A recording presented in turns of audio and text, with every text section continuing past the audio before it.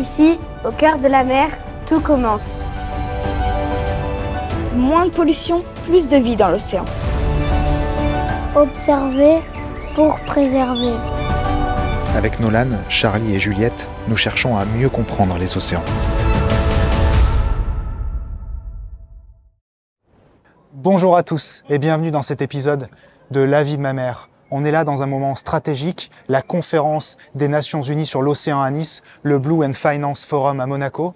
Et si on se retrouve aujourd'hui, c'est pour parler d'un sujet qu'on connaît tous, qui est complètement présent dans notre quotidien, le plastique. Mais qu'est-ce qui se passe quand ce plastique rejoint la mauvaise poubelle ou rejoint la nature? Pour évoquer ce sujet, on va rejoindre Nolan, un petit garçon de 9 ans, monégasque, passionné et passionnant. Suivez-moi.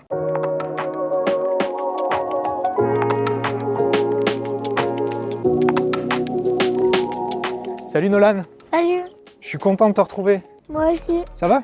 Oui, et toi? On est bien là à côté du musée océanographique. En arrivant, j'ai trouvé 7 bouteilles. Est-ce que tu sais que ça peut faire des dégâts incroyables? Mes parents et la maîtresse me disent toujours de jeter dans la bonne poubelle, de trier et de composter à l'école. Ils ont raison. C'est vrai que le plastique, c'est un fléau aujourd'hui. Parce que ce plastique-là, s'il tombe quelque part, il peut avoir des impacts un peu partout sur la Terre. Là, tu as une bouteille en plastique, mais si tu la jettes là, elle peut finir dans la mer. Cette bouteille, si je la jette là, je pense qu'elle peut finir dans la mer, effectivement. Mais pour avoir plus d'informations là-dessus, on est allé voir une experte. Elle s'appelle Lucille Courcial et c'est la secrétaire exécutive d'une association qui s'appelle Beyond Plastic Med. Est-ce que tu veux qu'on aille voir sur la tablette sa réponse? Oui. Allez, viens avec moi, on va voir ça.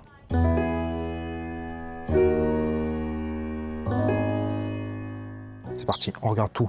Malheureusement, quand on jette un déchet dans la rue, s'il n'est pas ramassé par les systèmes de collecte de déchets ou par le nettoyage de la ville, il peut arriver dans nos océans. Simplement avec le vent, avec la pluie ou bien même avec les oiseaux qui peuvent le prendre et le transporter jusqu'aux océans et malheureusement le polluer.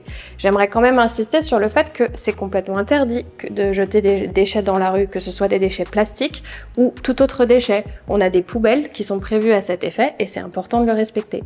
Mais il y a des gens qui le font, mais comme elle a dit, c'est interdit. Ouais, t'as raison, c'est interdit. Alors, il faut plus qu'on jette, mais en plus de ça, t'as raison, c'est interdit. Les goélands, s'ils l'emmènent dans la mer, le plastique, il va flotter. Oui, t'as raison, il va flotter, mais pas longtemps. Et puis après, souvent, il se décompose en microplastique. C'est tout petits bouts de plastique. Et il va se transformer en plus petits morceaux, puis en très petits morceaux.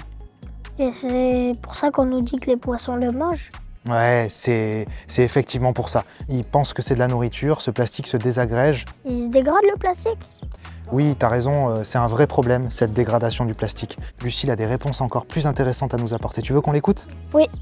Le plastique, c'est un matériau qui est très résistant et du coup, quand il se dégrade pas complètement. Il va se dégrader en petites particules qu'on appelle des microplastiques qui sont parfois même invisibles à l'œil nu. Et le problème pour les poissons, c'est que leur nourriture, ce sont aussi des animaux qui sont tout petits, qui s'appellent le plancton, et du coup qui ont la même taille que ces microparticules.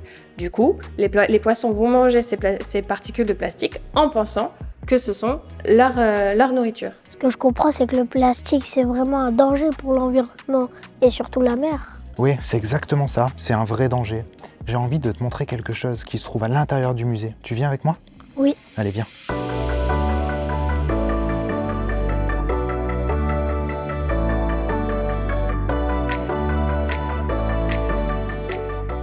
Tu vois, on arrive devant l'endroit que je veux te montrer.